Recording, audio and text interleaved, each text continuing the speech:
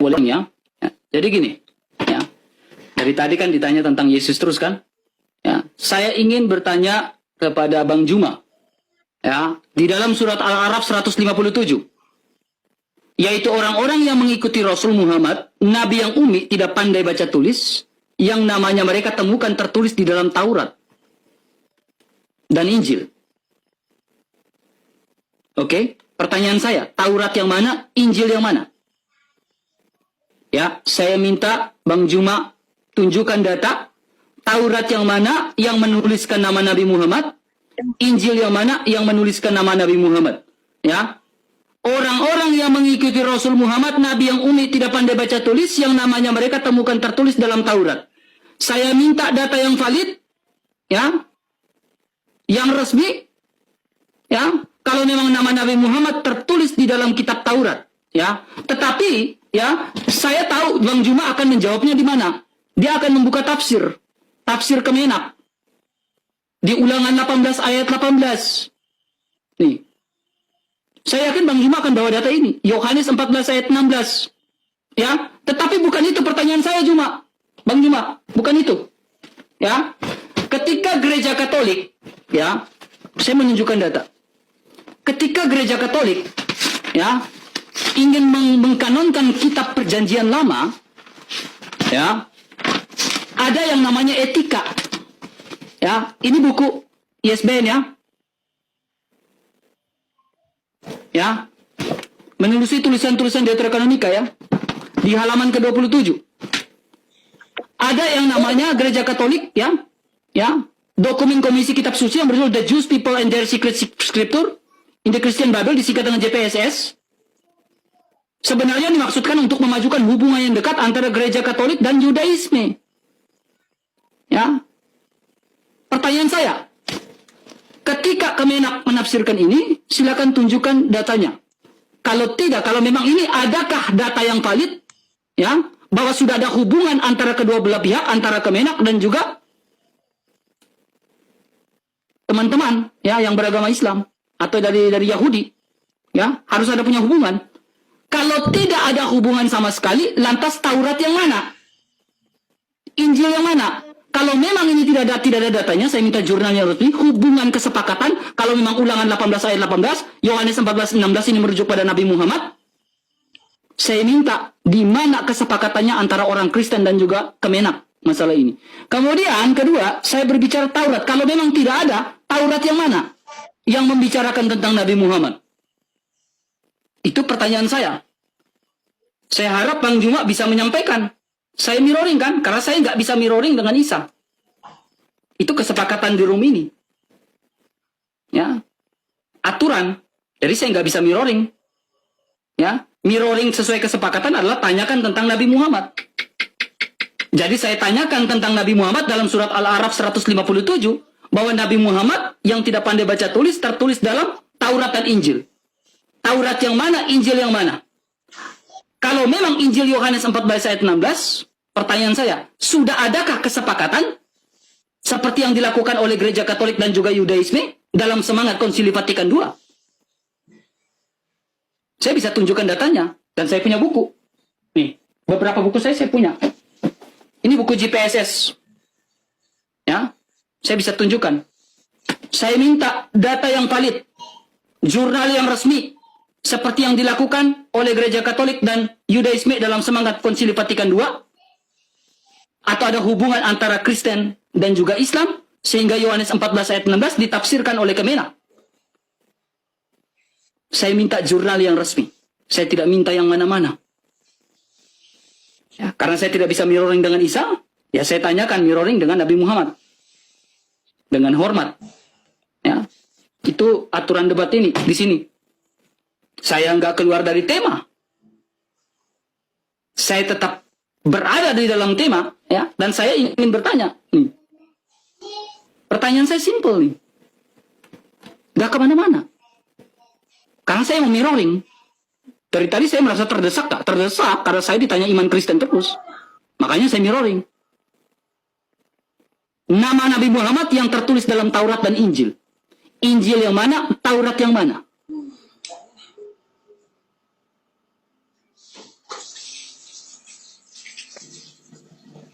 Oke. Saya jawab dulu ya, teman-teman sekalian. Jadi yang dikatakan kemudian di dalam Al-Quran itu Tauratnya Nabi Musa, bukan Tauratnya Kristen. Dan yang dikatakan dalam Al-Quran itu adalah Injilnya Nabi Isa, bukan Injilnya Lukas, Markus, Matius, Yohanes, Paulus, dan kawan-kawan. Jadi kalau saudara bisa menunjukkan Tauratnya Nabi Musa, saya akan tunjukkan namanya nabiku di situ. Sekarang mana Tauratnya Nabi Musa? Kalau saudara bisa menunjukkan Injil yang diajarkan oleh Nabi Isa alaihissalam, saya akan tunjukkan namanya. Anda bisa menunjukkan Injilnya Nabi Isa alaihissalam. Inni Abdullah atani al-kitab wa ja'alani nabiyan. Tidak bisa kan? Yang Anda tunjukkan hanya catatan-catatan orang yang tidak dikenal oleh Nabi Isa, bahkan Yesus pun tak mengenalnya. Sekarang yang Anda gunakan perjanjian lama itu Nabi Musa tahu. Ada validasi. Dari Nabi Musa kepada siapa? Kepada siapa? Kepada siapa? Kepada siapa? Sampai kepada Kristen. Lihat mana? Bukankah di tangan kalian cuma terjemahan? Kitabnya Nabi Musa yang diterima di Gunung Sinai itu mana? Tunjukkan itu dulu, baru saya tunjukkan kemudian kitabnya, namanya Nabi Muhammad SAW. Makanya Al-Quran saya mengatakan apa tentang kitab kalian? Nih, saya bacakan ayatnya. Karena sebenarnya ini nggak ada, kupikir Anda sanggup menghadapi saya dengan tema ini, ternyata Anda nggak sanggup, nggak menjawab dari tadi pertanyaan saya. Ini Al-Quran saya mengatakan, wa inna minhum lafariqan yaluna alsinatahum bil kitab litahsabuhu minal kitab wa ma huwa minal kitab wa yaquluna huwa min indillah wa ma huwa min indillah wa yaquluna 'alallahil kadziba wa hum ya'lamun. Dan sungguh di antara mereka, ini Al-Quran, ada segolongan yang memutarbalikkan lidahnya membaca kitab agar kamu menyangka bahwa yang mereka baca itu sebagian dari kitab, padahal itu bukan dari kitab. Dan mereka berkata itu dari Allah, padahal itu bukan dari Allah. Mereka mengatakan hal dusta terhadap Allah, padahal mereka mengetahui. Nah sekarang Anda tunjukkan kepada saya kitabnya Nabi Musa. Boleh Anda tunjukkan kepada saya? Ada kitabnya Nabi Musa yang bisa Anda tunjukkan kepada saya? Ada kitabnya Nabi kami Isa alaihissalam Anda bisa tunjukkan kepada saya? Kalau ada silakan tunjukkan kepada saya. Al-Quran saya mengatakan, ya ahlal kitab qad ja'akum rasuluna yubayyinu lakum katsiran mimma kuntum tukhfuna minal kitab wa ya'funa an katsir. Qad ja'akum minallah nuru wa kitabun mubin. Wahai ahli kitab, sungguh rasul kami Nabi Muhammad telah datang kepadamu, menjelaskan kepadamu banyak hal dari isi kitab yang kamu sembunyikan. Mana kitabnya Nabi Musa? Tunjukkan kepada saya. Mana kitabnya Nabi Isa? Tunjukkan. Ada. Yang kamu tunjukkan itu paling kitabnya orang-orang Belanda yang pernah menjajah di Nusantara ini. Sampai sini paham? Hah? Ini tidak ada kaitannya dengan tema kita. Ini tugas saudara, tunjukkan.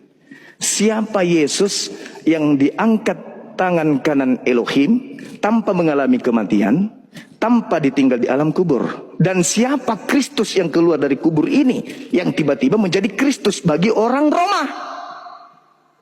Ingat, yang menyalibnya itu orang Roma. Orang Israel harus tahu bahwa pada hari ini Yesus yang kau salibkan itu telah dijadikan menjadi Tuhan dan Kristus untukmu. Yesus mengatakan, Kristus yang telah lahir sudah Kristus mengatakan, waspadalah kepada Kristus palsu yang datang kepadamu. Matius 24 nomor 24, nomor 4, nomor 5, nomor 23, nomor 24, nomor 25, nomor 26. Itu jelas itu kata Yesus yang asli itu. Kristus palsu dan nabi-nabi palsu akan datang, akan banyak melakukan banyak mujizat, sekiranya mungkin menyesatkan banyak orang. Nah, sekarang pertanyaan saya, Kristus palsu yang dimaksud ini yang mana? Karena Kristus asli itu anak Maria, lahir kemudian lalu dikatakan tidak mengalami kematian, tidak ditinggal di alam kubur, dan diangkat, dinaikkan oleh tangan kanan Elohim. Lalu siapa yang mati, yang dilantik menjadi Tuhan untuk orang-orang yang menyalibnya, itu siapa? Silakan kalau Anda bisa jawab.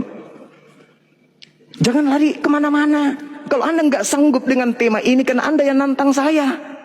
Saya hanya ingin membuktikan kepada orang-orang Kristen Indonesia, kalian penyembah-penyembah Kristus yang beda dari anak Maria. Kristus yang kalian sembah itu adalah Kristus yang baru jadi Kristus setelah dia mati. Sebelum dia mati dia bukan Kristus.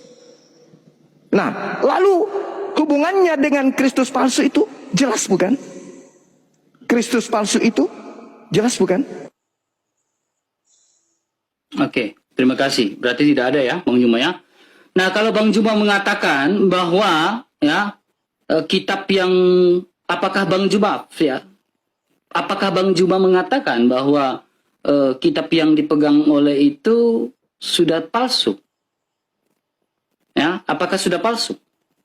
Ya, kalau sudah palsu, Bang Juma, ya, pertanyaan saya, nih, simple nih, Bang Juma, ya, ya, ini kita bisa buka ya, Bang Juma ya, dalam surah Al-Maidah ayat yang ke-46, ya. Kalau Bang Juma mengatakan yang kami pegang ini palsu, ya. Ya, kalau Bang Juma mengatakan yang kami pegang palsu, kenapa dalam perhatikan Al-Maidah 46 mengatakan kami meneruskan jejak Bani Israel, ya, sahabat. Oke, Al-Maidah 45, oke, sahabat pengajar yang bertakwa, maaf. Oke, ini Al-Maidah 45. Kami telah menetapkan bagi mereka Bani Israel di dalam Taurat bahwa nyawa diganti dengan nyawa. Taurat ya. Kalau Bang Juma mengatakan ini palsu, ya, pertanyaannya, kenapa di sini singgung Taurat lagi? Lalu disinggung bahwa di dalam Taurat itu adalah mata ganti mata, hidung ganti hidung, telinga ganti telinga, gigi ganti gigi. Nah, ayat ini tertulis di mana? Kalau Bang Juma mengatakan kitab Taurat yang kami pegang itu palsu, kenapa di sini dalam Ulangan 19 ayat 21, jangan kau merasa kepadanya nyawa ganti mata, nyawa, mata ganti mata, gigi ganti gigi, tangan ganti tangan, kaki ganti kaki. Ulangan 19 ayat 21. Kalau Bang Juma tadi mengatakan itu palsu, kenapa di sini ada kutipan? Bahkan di sini mengatakan Taurat loh. Ya. Kalau palsu kenapa dikutip? Kenapa ada? Ya kan? Maka dari itu saya kembali pada topik. Ya. Bang Juma nggak sanggup membuktikan. Ya. Adakah kalau tidak itu palsu, kenapa dikutip? Sekarang pertanyaannya, adakah tertulis dalam Taurat nama Nabi Muhammad? Itu loh. Adakah nama Nabi Muhammad? Kalau Anda tadi mengatakan itu palsu, kenapa dikutip dalam Al-Maidah 46? Sesuai dengan Ulangan pasal 19 ayat 21. Itu. Masakah mengutip yang palsu? Kan tidak mungkin, Bang Juma. Bang Juma mengatakan itu palsu, tetapi ada kutipan. Saya melakukan mirroring saja sesuai dengan aturan awal. Ya, tetapi kalau Bang Juma tanya, saya menjawab ya. Siapakah yang diberitakan itu? Ya. Ya, para rasul memberitakan Yesus yang mati. Para rasul memberitakan Yesus yang bangkit. Para rasul tidak pernah memberitakan Yesus itu diserupakan atau lain-lain. Tidak. Para rasul tetap konsisten memberitakan dia yang mati sesuai dengan nubuatan Yesaya 53. Nah, kalau Bang Juma tidak percaya, ya, saya ingin tanya. Di dalam Yesaya 53 ini, ya, Yesaya 53, bahwa Mesias itu, bahwa dia terpaku, ya, dia terpaku, itu merujuk pada siapa? Ya, Yesaya 53. Nih, saya buka ulang. Ya. Dalam Yesaya 53, dia yang terpaku ini merujuk pada siapa? Kalau bukan dia yang terpaku, apakah bukan Mesias? Ini kan pertanyaan saya dari tadi nih. Dia yang terpaku oleh karena penderitaan kita, dia dihina. Ini Mesias atau bukan? Kalau bukan Mesias, jadi Mesias siapa yang tidak menderita? Ini nubuatan untuk siapa? Pertanyaan saya. Ini nubuatan untuk siapa? Kalau bukan untuk Mesias. Kan saya sudah buktikan dalam Targum Jonathan 52:13. Itu merujuk pada Mesias. Dan yang menderita itu adalah Yesus anak Maria. Dia bangkit. Bahkan saya menunjukkan data dari Flavius Josephus. Dia bangkit kan. Sehingga banyak orang yang mengikuti dia. Ya, saya jawab, yang diberitakan itu siapa? Kristus, Mesias, sesuai yang dinubuatkan bahwa dia menderita dan terpaku. Para rasul tidak pernah menderitakan Yesus yang tidak mati. Mereka menderitakan Yesus yang mati. Jawab pertanyaan saya Al-Maidah 46 dan juga Al-Araf 157. Silakan.